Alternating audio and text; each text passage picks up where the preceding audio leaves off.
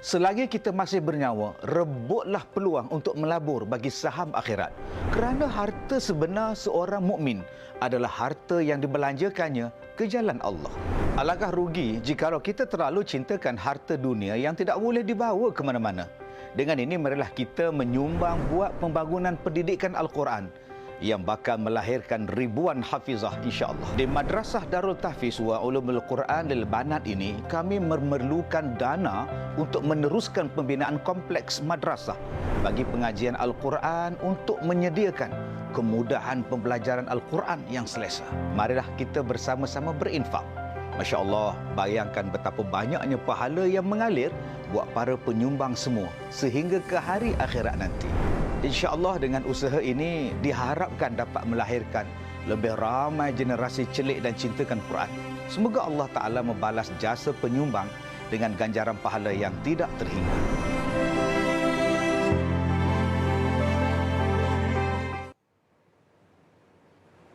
Alhamdulillah, Masya Allah, itu dia salah satu platform untuk kita kejar saham akhirat kita, dan insya Allah dengan infak itu juga kita dapat membuka pintu rezeki kita. Insya Allah ini kita akan kongsikan kepada anda semua insya Allah. Dan bersama dengan saya sekarang ni di talian Skype, kita ada selaku jurucakap Madrasah Darul Tahfiz wa Ulumul Quran Lil Banat. Kita bersama dengan Datuk Ustaz Kazim Ilyas. Assalamualaikum warahmatullahi wabarakatuh, Ustaz. Waalaikumsalam warahmatullahi wabarakatuh. Alhamdulillah. Alhamdulillah, Masya Allah, Ustaz.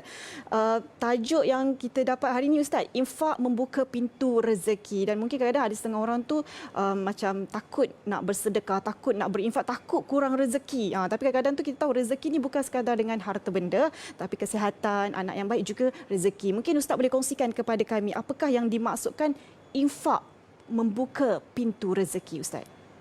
Terima kasih pada Kak Dewita. Assalamualaikum warahmatullahi wabarakatuh. Bismillahirrahmanirrahim. Alhamdulillah. Wassalatu wassalamu ala Rasulillah. Peristiwa yang saya nak mengajak kepada semua penonton TV Al-Hijrah pada pagi ini untuk sama-sama mengingati kembali sejarah penurunan wahyu yang pertama, iaitu Iqra' bismi rabbikal ladzi khalaq. Bila Rasulullah menerima wahyu itu di Gua Hira, Rasulullah dipeluk, Rasulullah didakap, dibasuh baca oleh malaikat Jibril. Kemudian Rasulullah pulang ke rumah Rasulullah dalam keadaan ketakutan menggigil, dan Rasulullah meminta kepada isteri baginda Siti Khadijah radhiyallahu anha untuk menyelimuti baginda. Dan dalam keadaan sedemikian, cuba kita lihat seorang isteri menenangkan suami dia. Dan isteri pun tak tahu apa sebenarnya yang dia nampak, apa sebenarnya yang suami dia jumpa. Isteri pun tak tahu. Tapi isteri tak kelang kabut nak tanya, itulah anak mana, siapa jumpa, cakaplah bang, siapa. Tak ada Siti Khadijah cakap macam itu. Bila dia tengok suami dia dalam keadaan ketakutan, dalam keadaan tak selesa tadi ni, maka dia pun menenangkan dengan kata-kata kepada Rasulullah sallallahu alaihi wasallam. Bila Rasulullah dalam gemetar tadi, Siti Khadijah berkata, demi Allah, Allah tidak akan menyusahkan kamu selama-lamanya. Bergembiralah dan teguhkanlah hatimu. Sesungguhnya engkau, wahai suamiku, seorang yang suka menyambung silaturrahim. 2, suka menanggung beban orang yang susah. Yang ketiga, engkau adalah orang yang menghormati tetamu. Yang keempat, engkau selalu memberikan sesuatu kepada orang yang tidak mampu. Dan engkau bercakap benar dan memberikan bantuan kepada orang yang ditimpa bencana. Kata-kata inilah yang melembutkan hati Nabi SAW. Dan apa yang Nabi Muhammad buat, seperti mana kata Siti Khadijah, salah satunya termasuklah infak.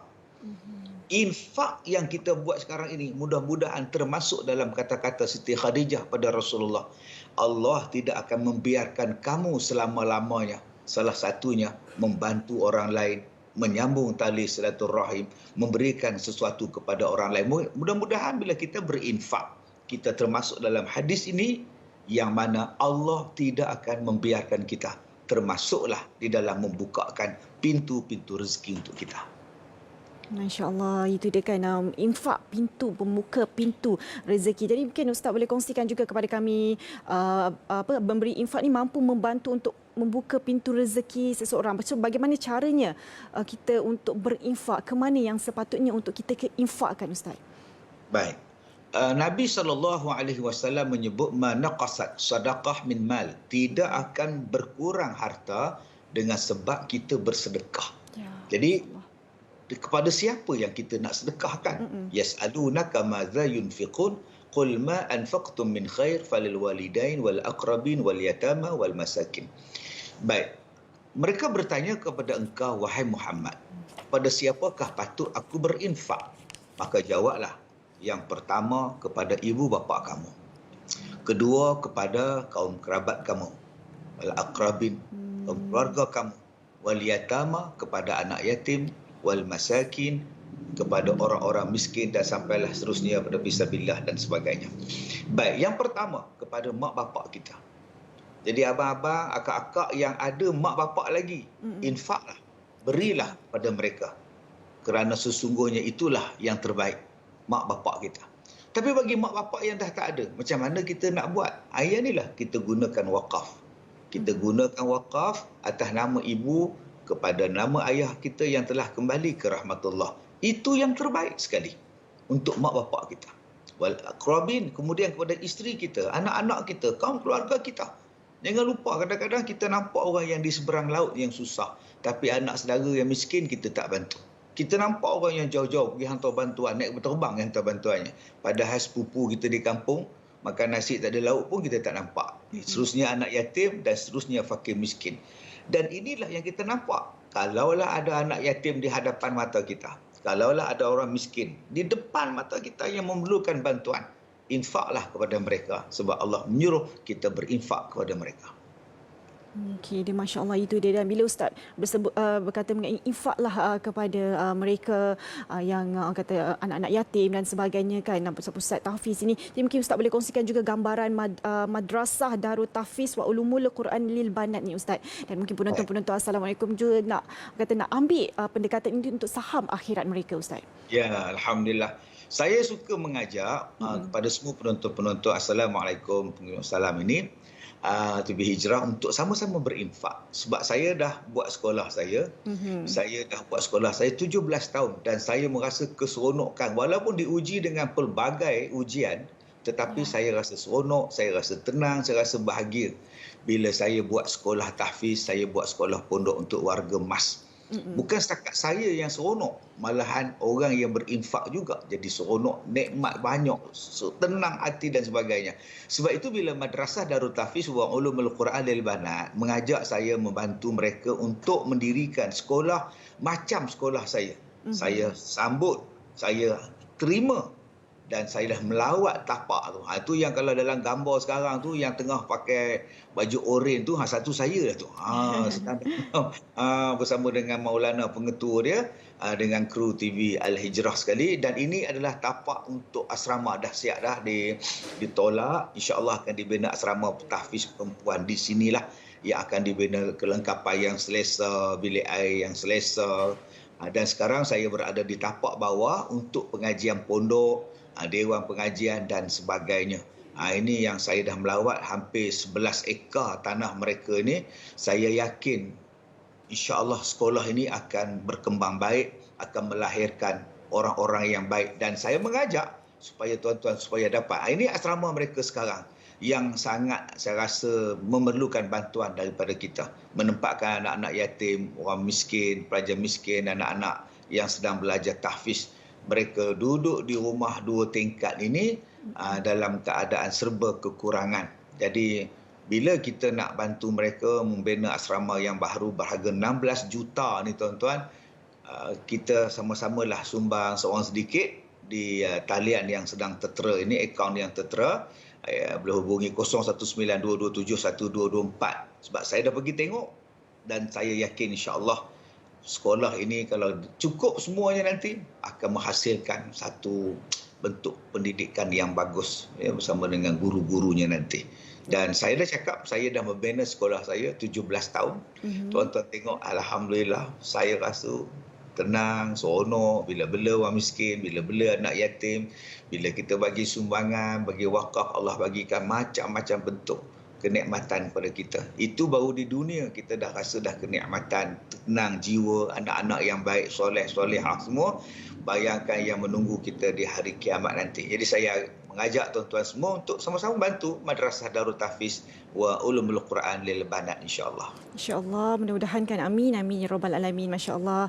Dan kepada para penonton, Assalamualaikum pagi ini. Jangan lepaskan peluang, ambil peluang ini untuk menambah saham akhirat kita. Sebab kita tak tahu pintu kebaikan mana yang akan membawa kita ke dalam syurga nanti, insya-Allah. Jadi terima kasih Ustaz.